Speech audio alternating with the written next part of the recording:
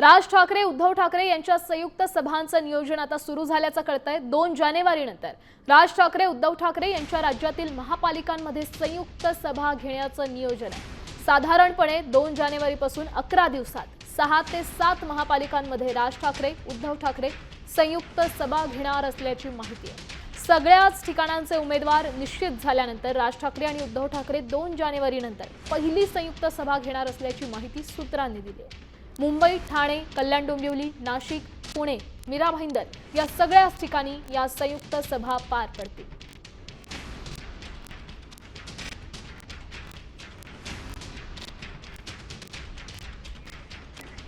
या संदर्भात अधिकची माहिती देत आहेत आपले प्रतिनिधी गिरीश कांबळे। गिरीश, काय सांगाल, या सभांचं नियोजन नेमकं कसं आहे, हा दौरा कसा असेल?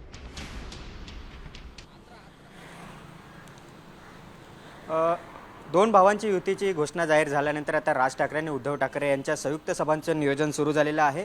2 जानेवारीनंतर या दोन्ही भावांच्या संयुक्त सभा घेतल्या जाणार आहेत। यामध्ये जे 11 दिवस आहेत त्यामध्ये 6 ते 7 सभा या महानगरपालिकांमध्ये घ्यायचं ठरवलं। यामध्ये विशेष करून मुंबई असेल, ठाणे, कल्याण डोंबिवली, नाशिक, पुणे याशिवाय मीरा भाईंदर या ठिकाणी या सभा घेण्याचं नियोजन सध्या सुरू आहे। दोन्ही नेत्यांनी एकत्रित येऊन एकत्र या सभा घ्यायला हव्यात।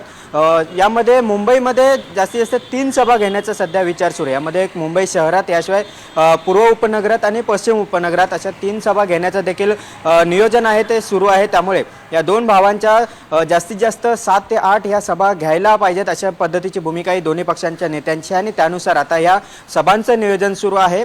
2 जानेवारीनंतर या दोन भावांच्या सभांचं नियोजन आहे ते केलं जाईल। त्यामुळे सुरुवातीला मुंबईत सभा घेत आहेत की मुंबई बाहेर सुरुवातीला सभा घेऊन त्यानंतर शेवटच्या सभांचं या मुंबईत घेऊन मुंबईतील वातावरण आहे ते निर्मिती करण्याचा प्रयत्न हा असा राहील। त्यामुळे सध्या हे नियोजन सुरू आहे। दोन्ही पक्षाच्या नेत्यांकडे जबाबदारी आहे। विशेष करून अमित ठाकरे आणि आदित्य ठाकरे यांच्यावर या संपूर्ण नियोजनाची देखील जबाबदारी आहे। ते या संपूर्ण सभांचं नियोजन करत आहेत। त्या अनुषंगाने आता 2 जानेवारीनंतर 2 ठाकरे बंधू हे एकत्रित ज्या 7 ते 8 महानगरपालिकांमध्ये एकत्रित सभा घेऊन आपल्या दोन्ही पक्षाच्या कार्यकर्त्यांना संबोधित करून एक वातावरण निर्मिती करण्याचा प्रयत्न करतील आणि याचा परिणाम। धन्यवाद दिलेल्या या सविस्तर माहितीसाठी। आपण पाहू शकतो ठाकरे बंधूंच्या 6 संयुक्त सभा पार पडतील आणि या सभेदरम्यान नेमकं काय आवाहन केलं जात आहे, कार्यकर्त्यांना काय सूचना केल्या जात आहेत ते देखील पाहणं महत्त्वाचं आहे।